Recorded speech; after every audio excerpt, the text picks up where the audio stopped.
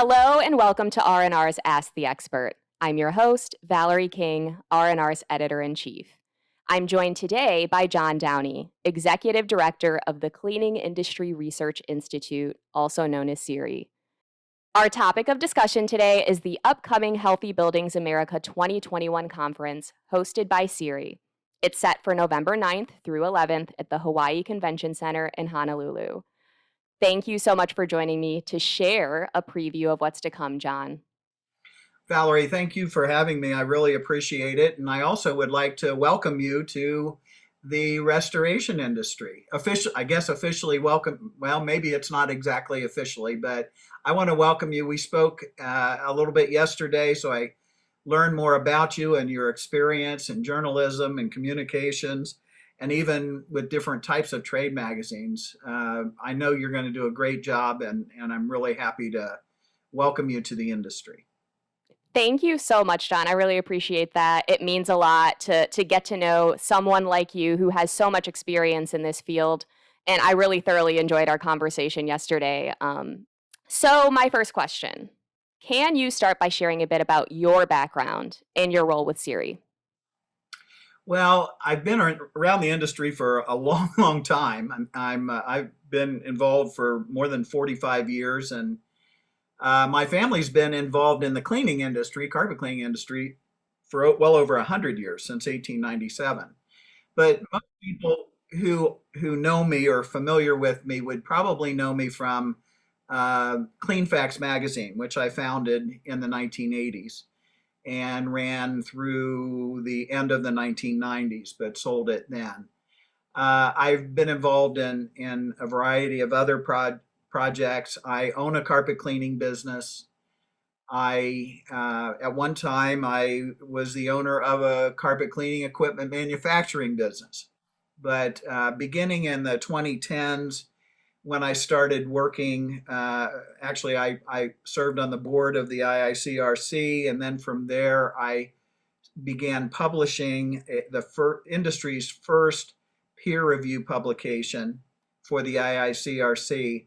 That's been the focus of most of my activities. CIRI, and kind of the story there was the IICRC decided in, I believe it was 2016, to discontinue the peer review publication.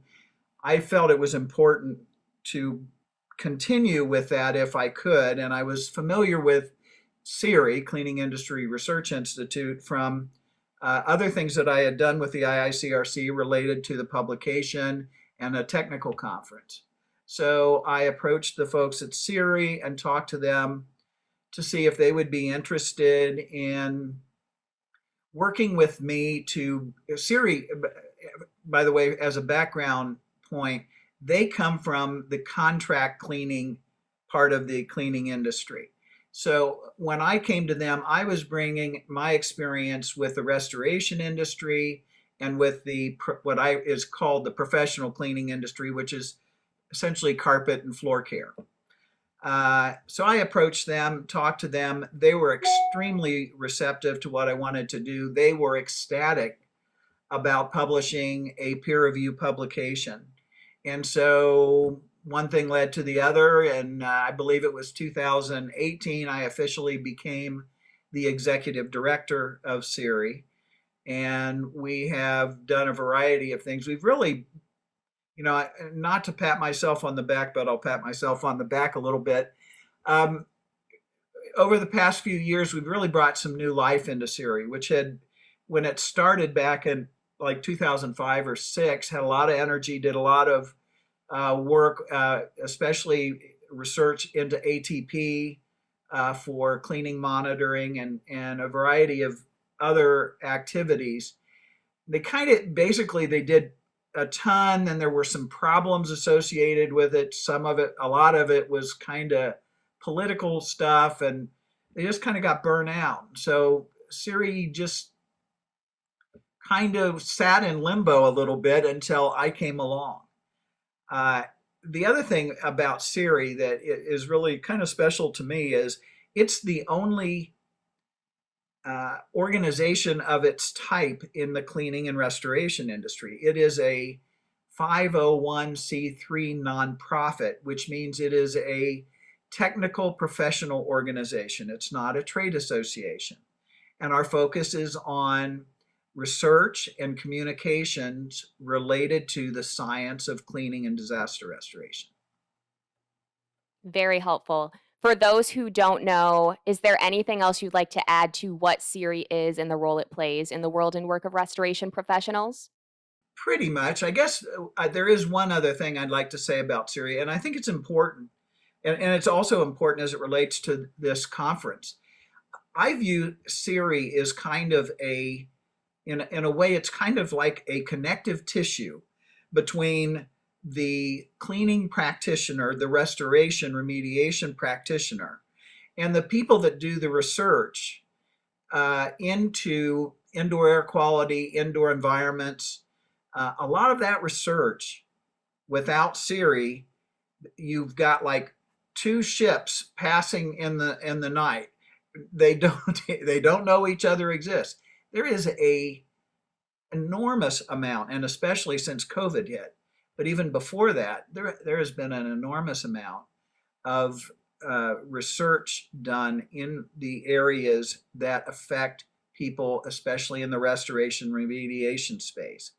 And CIRI is the one that is the organization that has connections both in that space as well as with researchers, especially academic researchers. Thank you. So now on to Healthy Buildings 2021, our reason for being here. What is it? What is the Healthy Buildings event? If you could offer an overview of its history, its purpose, all of that stuff. That's a lot. We might have to do another another interview just to cover that. No, I'm kidding. Healthy Buildings is actually it's a biannual conference that is put on by another organization that is an academic research organization. That organization is the International Society of Indoor Air Quality and Climate. It's called ISIAC, just to give you another new acronym to remember. The way I don't think I need to get into too deep into the weeds on it, but the Healthy Building shows were developed by ISIAC, and they started back in the mid 90s, I believe. The Healthy Building shows from the beginning were supposed to be research to practice shows. And then on, let's see, they were on odd years. On even years, they have a conference, an international conference called Indoor Air. And that was strictly a research conference. But as the years went by, although ISIAC was supposed to be doing these research to practice conferences, the reality was that wasn't happening. And so the goal of Healthy Buildings has been, going back to the beginning, to have research to practice conferences.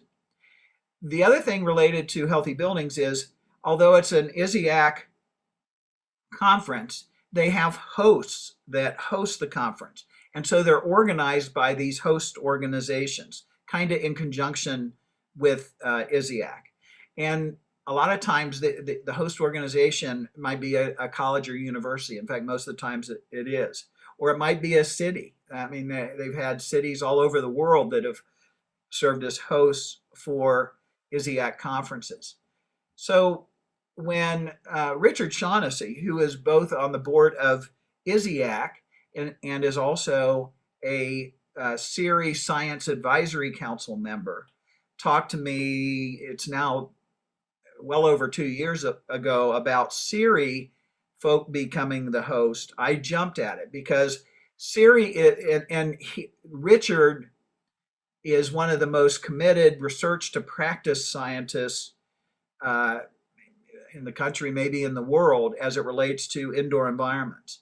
So between Richard and me, we really felt like we could put together a conference that truly met the objectives from the beginning of what the healthy buildings conferences are supposed to be about. So the other thing about it is it's kind of important, uh, and it's also kind of different because nobody, including me, I've never experienced this. I'm going to for the first time in November.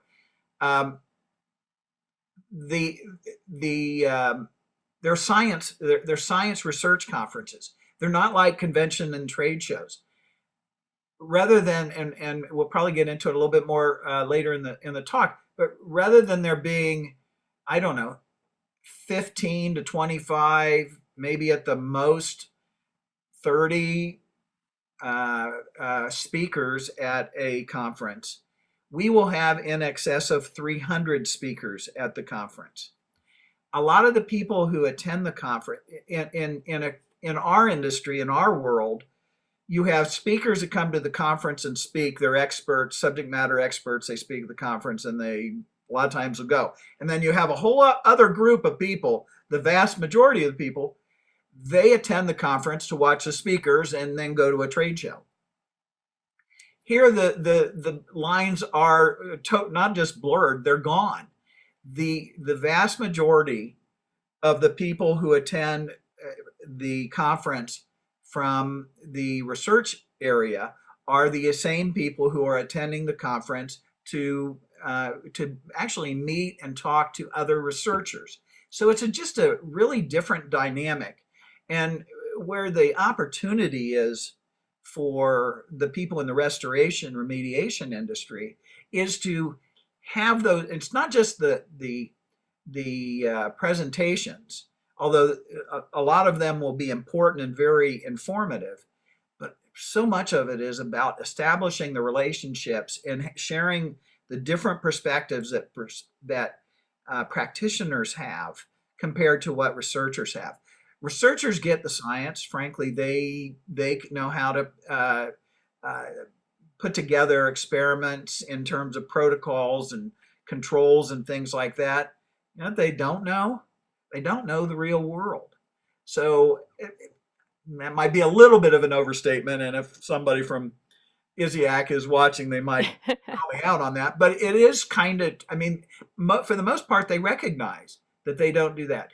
And a lot of the research that I've seen from the academic perspective has been valuable for practitioners, but it doesn't quite hit the mark because what they miss and what they need, and a lot of them know this, is basically the needs of how the world works outside of the laboratory. I guess that's the best way of saying it. And so their research is very important, very needed, very useful. And if we can connect the practitioners with them, that they can maybe make subtle changes in some of the stuff that they do, it will become much more valuable.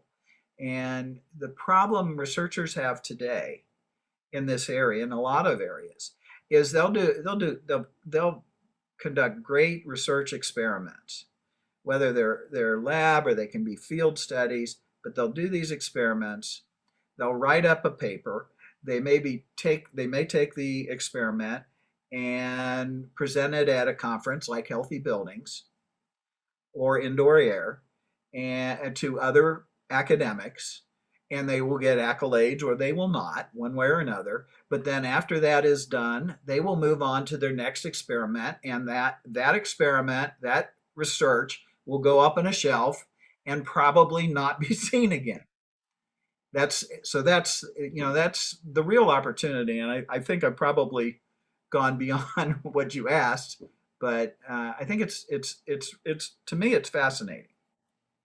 Thank you for that. So to follow up, how would you describe this to a restoration industry pro who's considering going and is trying to figure out the value prop specific to them? I guess which restoration specialties and applications is this event geared most toward?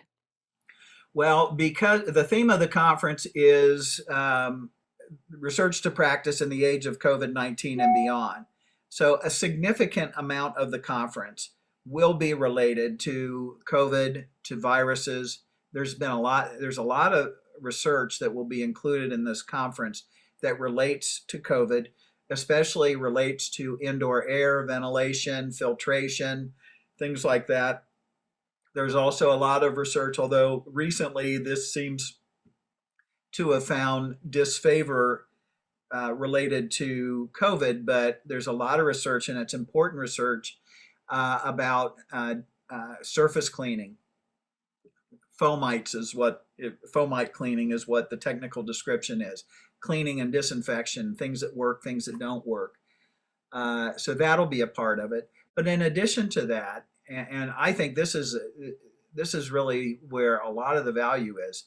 For one thing, there is always a lot of there are always a lot of presentations at the conference.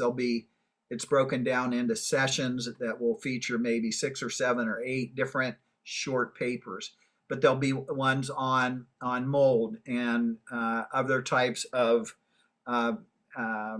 biological contaminants, their characteristics, how, what, if you clean them, what works, what doesn't, and how does it work. And then the other thing, and this is where it's unique, is there's going to be one entire track that's going to focus on, and it's going to be live streamed. And that track is going to be primarily focused on research to practice. So the presentations in that, a lot of them will be given by practitioners. Others will be by researchers, but all of them connect the two worlds and basically show that whether it's the research shows where the connections are and how they can be valuable. I shouldn't say a lot, there will be several sessions that will focus on ways to improve the connection between research and practice. A couple fascinating abstracts that I've reviewed that talk about both sides are interested in finding a way to work together and making it better, how they manage somehow to still misconnecting.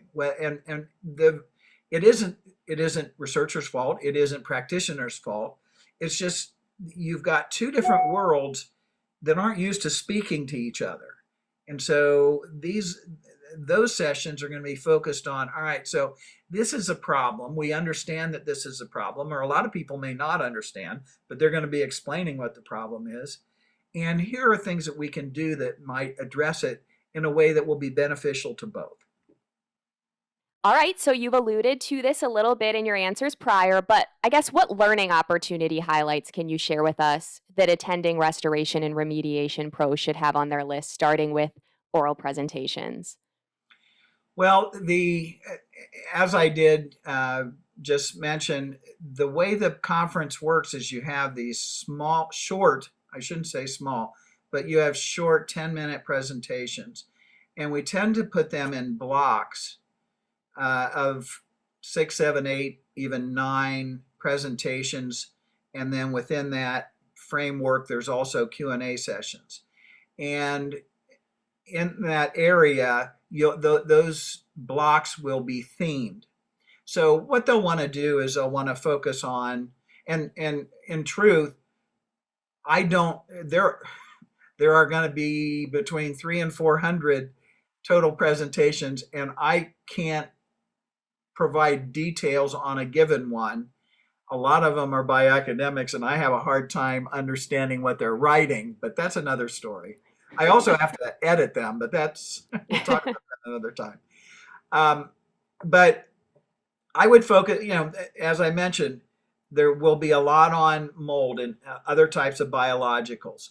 I think something that will be particularly and especially for those who are involved and have been involved with the COVID disinfection process, there's going to be a lot of information related to that. I think anybody who's interested in the science behind COVID. I mean, I know there's all this political stuff and that it's intertwined with the science and the social media and all that stuff.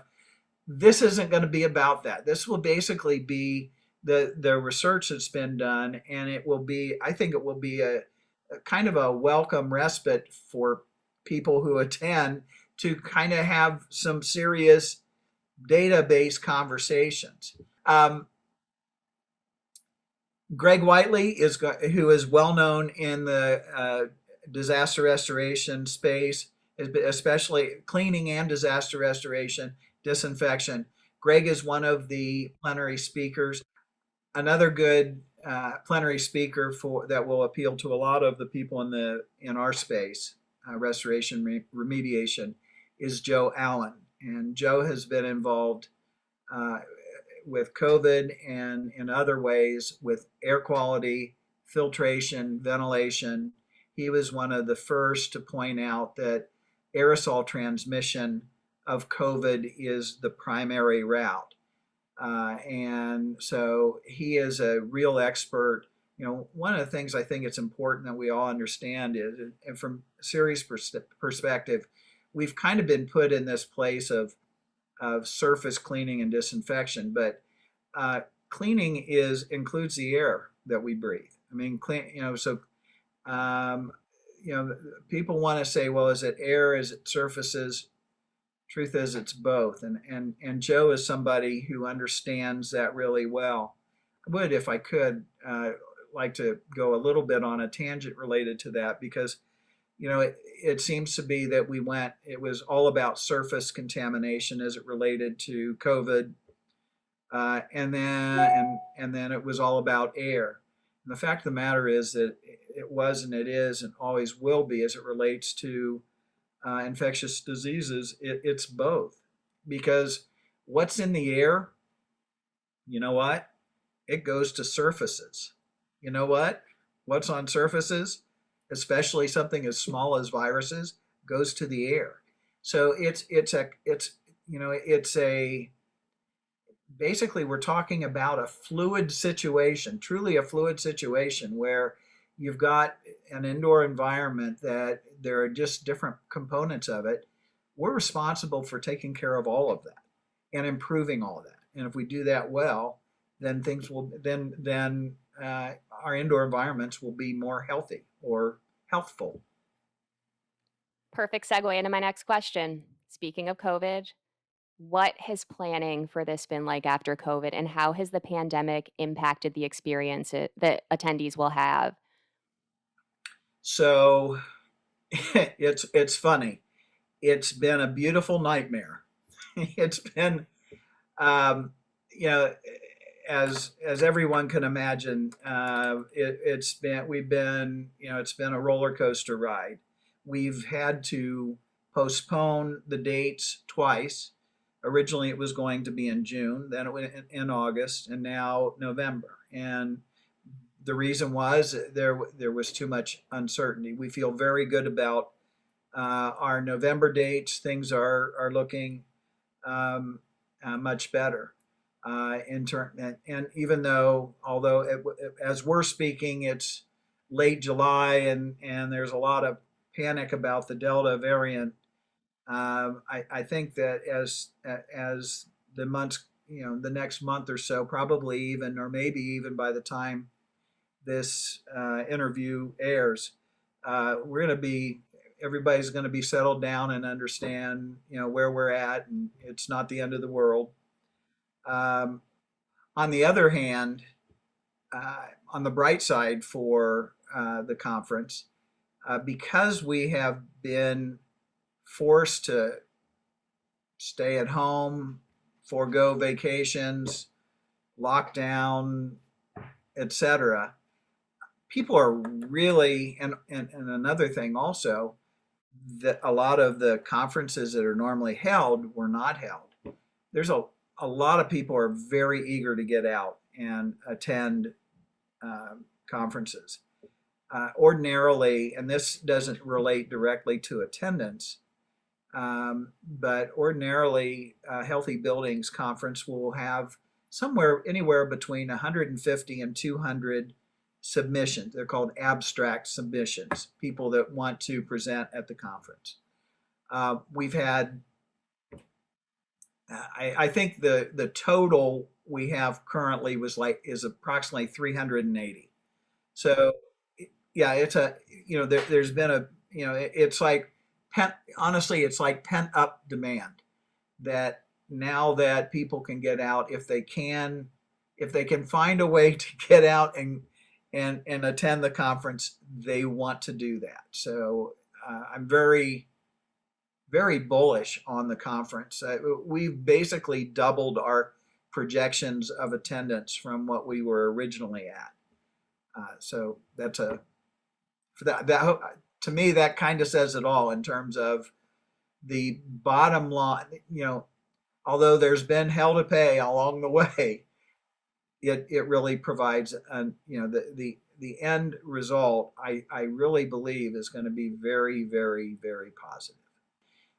For CIRI, this event is a great opportunity to be that I mentioned earlier connective tissue. So that is,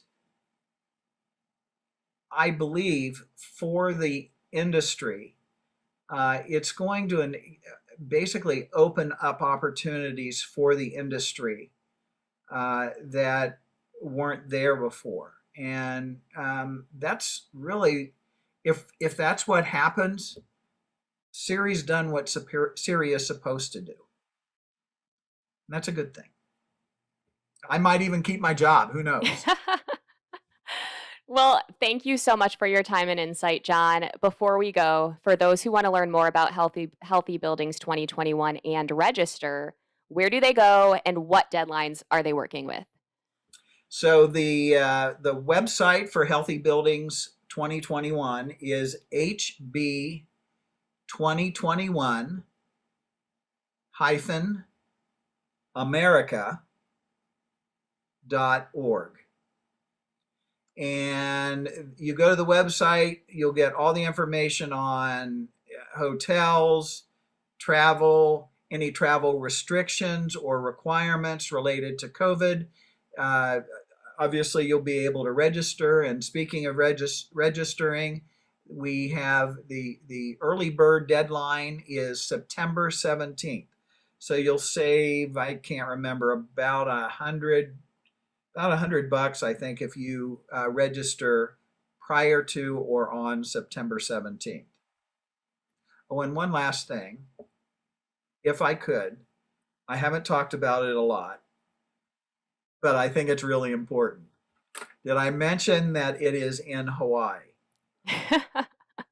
Because if there's and I said people are excited about getting out. I can't think of a better place than Hawaii to go and get away and break out of these chains that we've been operating under for a year and a half. Yeah, year and a half now, just about. I think that's a perfectly positive note to end on. So, listeners and viewers, for more insights on restoration and remediation and the people behind it all, visit our website, rnrmagonline.com, Apple, or Spotify. And if you haven't yet, be sure to follow the podcast to keep up with our latest episodes and give us a quick review and rating. We're also on LinkedIn, Twitter, and Facebook, so we invite you to follow us there too.